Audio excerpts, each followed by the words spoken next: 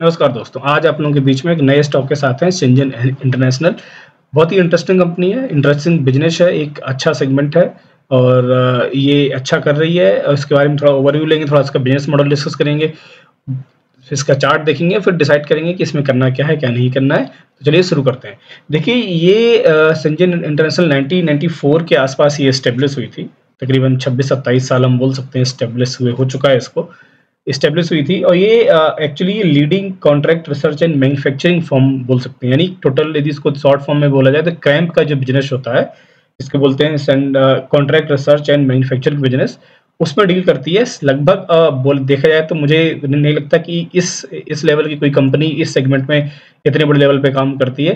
Cramp basically होता क्या है ना कि लाइक ये इस तरह की जो क्रैम्प कंपनीज होती हैं वो जो फार्मास्यूटिकल कंपनी होती है, यानी बहुत बड़ी फार्मा कंपनी जैसे कि आप रेड्डीज ले लीजिए या बहुत बड़ी बड़ी नाम है जो भी फार्मा कंपनीज हैं मेडिसिन वगैरह पे काम करती हैं, उन बड़ी बड़ी कंपनीज को ये सपोर्ट प्रोवाइड करती है। सपोर्ट इन द सिस्टम उनके केमिकल फॉर्मुलेशन में, उनके ड्रग डिस्कवरी में, उनके लाइक किसी भी तरह की सप्लाई चेन में, किसी भी तरह का जो सपोर्ट होता है किसी भी फार्मा कंपनीज में का, ठीक है, उसमें ये कंप्लीट आपको end to end support provide करेगी। इवन रिसर्च सेंटर भी लाइक रिसर्च की सुविधा है, इनिशियल डिस्कवरी किसी भी मेडिसिन में चल रही है, एंटीबॉडी रिसर्च चल रहा है, उस तरह की जो जितनी भी लाइक सपोर्ट सिस्टम होता है, ये इन सारी कंपनीज को, इन सारी फार्मा कंपनीज को ये प्रोवाइड कराती है। 25 साल का एक्सपीरियंस है एक केमिकल उसमें फॉर्मुलेशन का, एंटीबॉडी रिसर्च का, ड्रग डिस्कवरी का, इनिशियल रिसर्च का।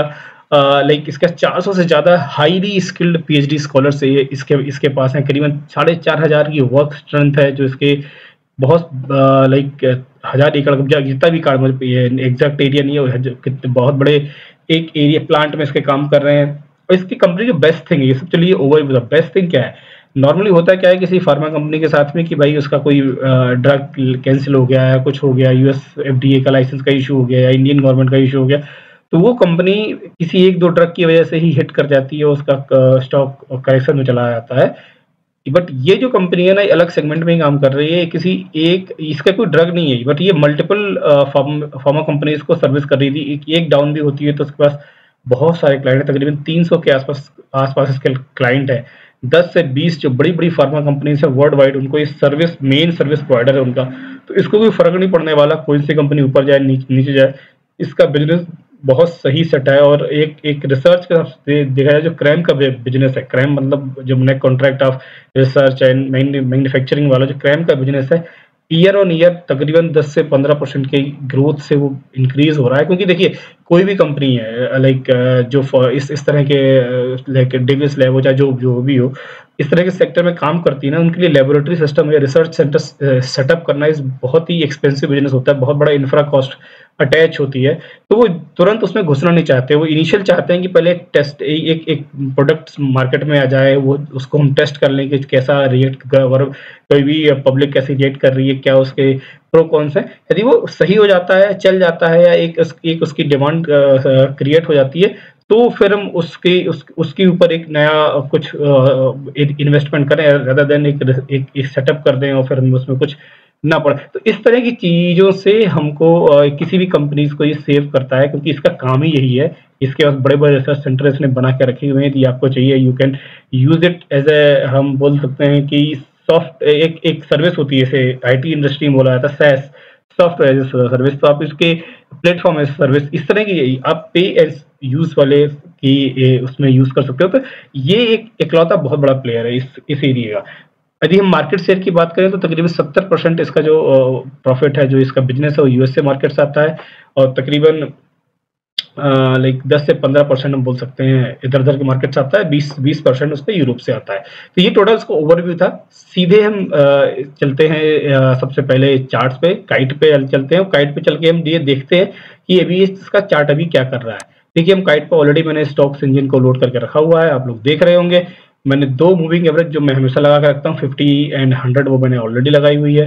अब आप इस एरिया को यदि देख रहे होंगे तो मैं थोड़ा-सा और मैंने बीच में ले आता हूँ इसको मैं। तो देखिए एक करेक्शन ये यहाँ आया था, बहुत ही लंबा था, लगभग इसी रेंज का था और इसके निकलने के बाद इसने तकरीबन ₹287 का स्टॉक ये जो ब्रेकआउट हुआ था 287 के आसपास हुआ था और ये स्टॉक ने अपना हाई बनाया जाके मतलब 720 के आसपास का हाई बनाया, यानी आपको तकरीबन उसने लाइक 3.5 से 4 गुने 3.5 गुने के आसपास उसने अपना एक किया, उसका एक करेक्शन कर रहा है, फिर से 2 साल के आसपास का करेक्शन कर रहा है और उसके बाद फिर से ये ब्रेकआउट दे चुका है, दे नहीं रहा है सर, ये दे चुका है ब्रेकआउट, अपनी नई जर्नी स्टार्ट कर चुका है। ब्रेकआउट उसने तकरीबन 650 के आसपास के एरिया में दिया है, 10-5 रुपए आगे पीछे। तो आप देख लीजिए जो ये जर्नी थी, आप कोई भी स्टॉक अपना पुराना जो एक मूवमेंट होता है उसी के हिसाब से चलता है, करेक्शन उसने उसी हिसाब से की है और अब ये मूवमेंट भी लगभग उम्मीद है कि उसी हिसाब से होगी, यानी 3 टाइम्स तो यहाँ से होना तय ही मानिए,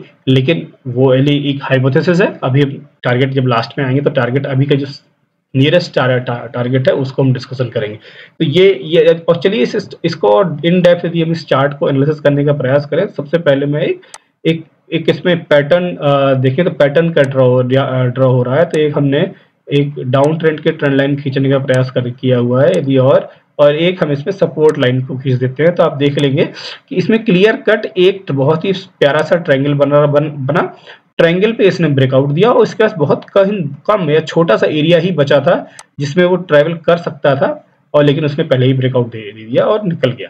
ठीक है, एक ट्रायंगल यानी पैटर्न ब्रेकआउट है ये। तो हम ये मान सकते हैं कि जो एक तो हम ब्रेकआउट में देख के लग रहा था, दूसरा हमको पैटर्न में भी ब्रेकआउट दिखा, यानी हमारी जो हाइपोथेसिस जो हमारी एनालिसिस है वो सही डायरेक्शन में है।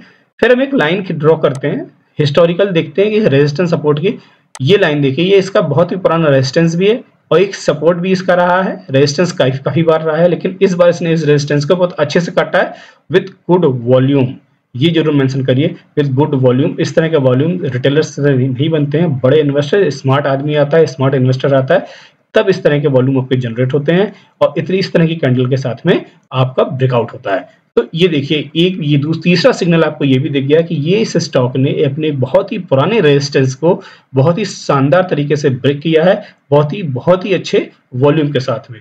तो ये भी एक प्लस पॉइंट आपके इस स्टॉक में डिसीजन लेने के फैक्टर में एक प्लस पॉइंट आपका और भी ऐड हो गया। ठीक है, अभी डिसीजन लिया नहीं है आपने डिसीजन लेने की दिशा में अब एक पॉइंट और ऐड कर लिया है। लास्ट में हम एक दो पॉइंट और डिस्कस करते हैं। हम इसमें एक इंडिकेटर बुलिंगर बैंड जब सारा कुछ ही चीजें पॉजिटिव हो तब आपको बुलिंगर लगाना है, उसके पहले बुलिंगर लगा के डिसाइड मत करिएगा। बुलिंगर आपने लगाया, ये सारा कुछ पॉजिटिव होने के बाद बुलिंगर ने भी आपको बता दिया कि देखिए भाई ये स्टॉक ब्रेकआउट कर गया है और अपनी एक बहुत ही तगड़ी अप मूवमेंट की तरफ बढ़ चुका है। ये स्टॉक आपका नीचे किसी भी एरिया में नहीं है, अभी देखिए लगातार ब्रेक कर रहा है, बाहर निकल रहा है। तो अब ये हमारा चौथा सिग्नल भी हमको ग्रीन हो गया कि नहीं भाई ये ब्रेकआउट फाइनल है। उसने पैटर्न भी तोड़ा, उसने ट्रेंड लाइन भी तोड़ी, उसने आपका रेजिस्टेंस भी तोड़ दिया, उसने आपका बुलिंगर बैंड भी तोड़ा हुआ है, सब कुछ उसने तोड़ ताड़ के निकल गया है विद अच्छे वॉल्यूम के साथ में। ठीक है, तो अब ये तो कंफर्म हो गया कि यहाँ से ब्रेकआउट हो चुका है। अब ब्रेकआउट नहीं है या है इस दिशा में सोचने की जरूरत नहीं है, कर चुका है। अब सबसे इंपॉर्टेंट बात आती है कि भाई ये अभी ब्रेकआउट हुआ है तो कहाँ तक जाएगा। ठीक है, कहाँ तक जाएगा ये डिस्कस हम अभी 1 मिनट हम रुक के करते हैं। सबसे पहले हम एक वेबसाइट है स्क्रीनर का फाइनेंशियल चेक कर लेते हैं। देखिए कुछ रेशियोज होते हैं, जैसे ROCE है, रिटर्न ऑन कैपिटल एम्प्लॉयड, वो 14.6 है, अच्छा है। ROE रिटर्न ऑन इक्विटी है, वो भी बहुत अच्छा है, 13.4 है। ये इस तरह के जो एवरेज होते हैं 15 के आसपास हैं, जो अच्छे माने जाते हैं। मार्केट कैपिटल भी इसकी सही तरीके से ग्रो हो रही है। ठीक है, तो ओवरऑल यदि ये इस तरह से भी देखें, इसके रेशियोज बहुत इंपॉर्टेंट होता है, रेशियोज के हिसाब से भी देखें तो बहुत ही अच्छा कर रहा है। तब सीधे हम tickertip.in पे चलते हैं, फाइनेंशियल पे भी हम जाएं, इसके फाइनेंशियल को चेक करें। फाइनेंशियल भी आप देखेंगे तो ग्रो हो रहा है, इस क्वार्टर का शायद अभी डेटा नहीं आया होगा तो इसलिए आपको दिख नहीं रहा है।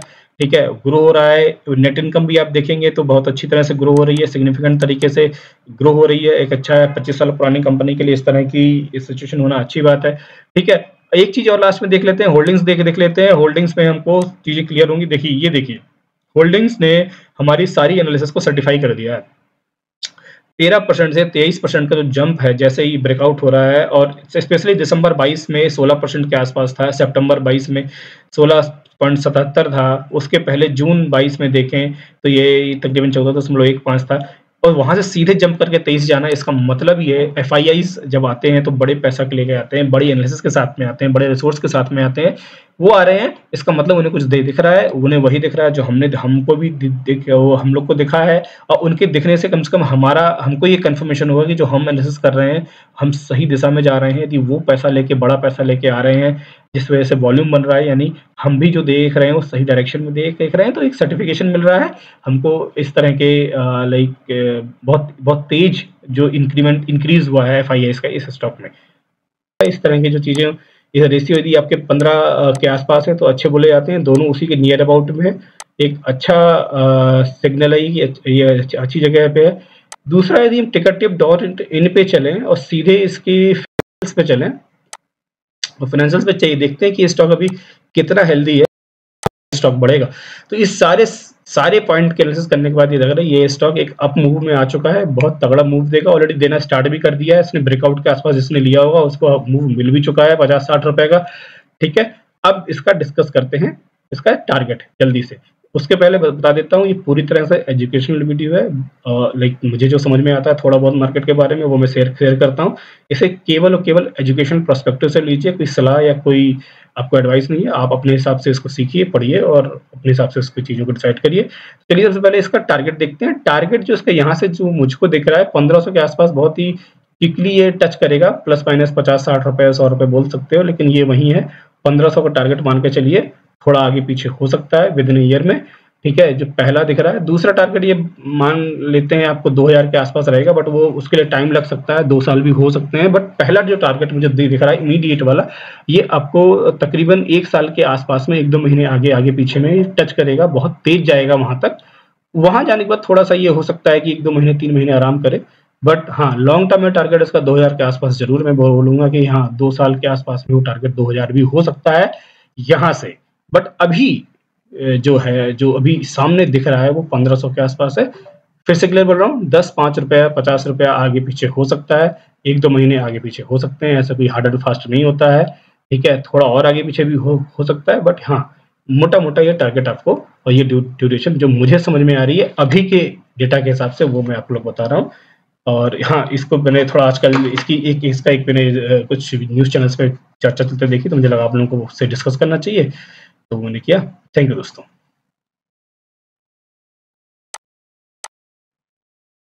इस तरह की इंटरेस्टिंग फाइनेंशियल अपडेट्स के लिए, स्टॉक के अपडेट्स के लिए, म्यूचुअल फंड के अपडेट्स के लिए आप मेरे ट्विटर हैंडल फिनिस्टिंग AK को भी फॉलो कर सकते हैं। मैं इस पे भी कुछ डालता रहता हूँ, ठीक है। और इसी तरह से मेरा फेसबुक पेज भी है फिनिस्टिंग AK के नाम से, फोटो आप लोग देख रहे हैं, ये सेम मेरे चैनल पे भी है, ट्विटर हैंडल पे भी है और फेसबुक पे भी।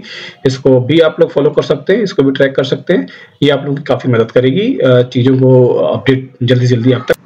वीडियो को अंत तक देखने के लिए आपका बहुत बहुत धन्यवाद। वीडियो अच्छा लगा हो तो इसको लाइक और शेयर करें और चैनल को सब्सक्राइब करें। Thank you.